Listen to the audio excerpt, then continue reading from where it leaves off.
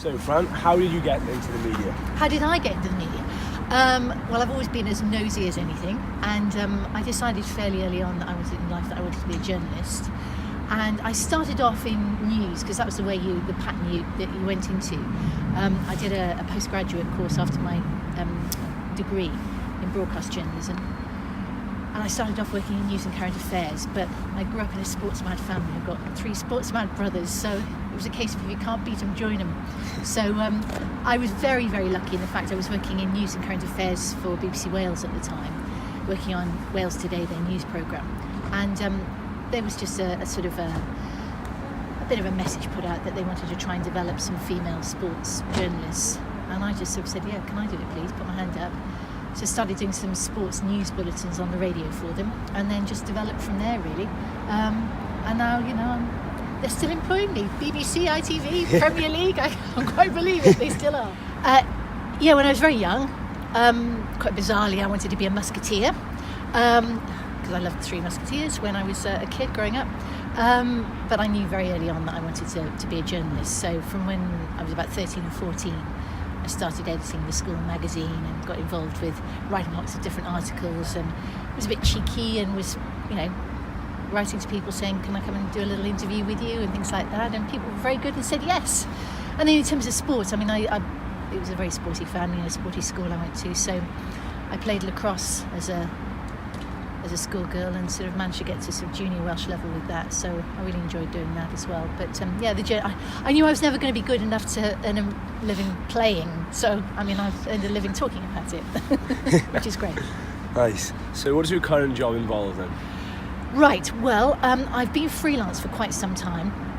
So I work, my average working week, I work a couple of days for Premier League Productions, which is the TV arm of the Premier League. So Sky have got the domestic rights, and we then represent all the global rights holders. So I work as a presenter for them, doing a bit of presenting and reporting, primarily here at Cardiff City, sometimes in London for them.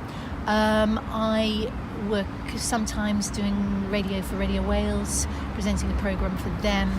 I've just recently had a programme on BBC Wales about rescue dogs, which I've been pushing for years, so I'm hopefully going to be starting filming a second series of that.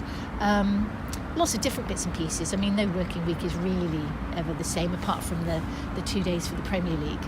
Other than that, it's anybody who'll pay me. But I'm just really lucky with it because it's varied and it's primarily sport. And you just get to do lots of different things, which is great. So brilliant. Don't get bored. I never get the Monday morning feeling. So how did you get the job then? What, with the Premier League? Yeah. Premier League Productions, I just contacted them initially when Swansea were promoted, which is 8 years ago now, and just said, what are you thinking about doing? And to be honest, they hadn't really thought about it, so I think by sort of going to see them in London and saying, what are you thinking about this? They said, well, would you cover Swansea City for us? So I did that for 7 seasons. So it's really, with most of my jobs, it's basically keeping your ear to the ground about, what's around. It's keeping an eye out for opportunities when you think there might be a little bit of an opportunity or a niche in the market, and just putting your hand up and saying, hello, I'm here. I'm lucky as well, I've got an agent, so my agent tends to sort of contact a few people for me and sort of puts me forward for things like the Rugby World Cup for ITV and that sort of stuff. So yeah, it's with journalism, as you know, it's about cultivating contacts and talking to people, and the more people you can talk to and the more people you can say, here I am, and consider me, even if they don't have something at that particular point in time, you might be in there thinking then for something later on. So yeah, it's just maintaining that really. It's just battering people into submission. So what do you think are the obstacles that women face trying to get into media? It's becoming a lot easier. It's a lot easier. And I certainly think probably sport, while it was one of the hardest ones to get into, is becoming a lot easier. I think because a lot of people like myself, Julie Kissick, who does your course, lots of different people, obviously at national level, people like Claire Balding and Gabby Logan, we've all been fighting for a long time to get the opportunities, get equal opportunities with it. And I think it certainly is an awful lot better.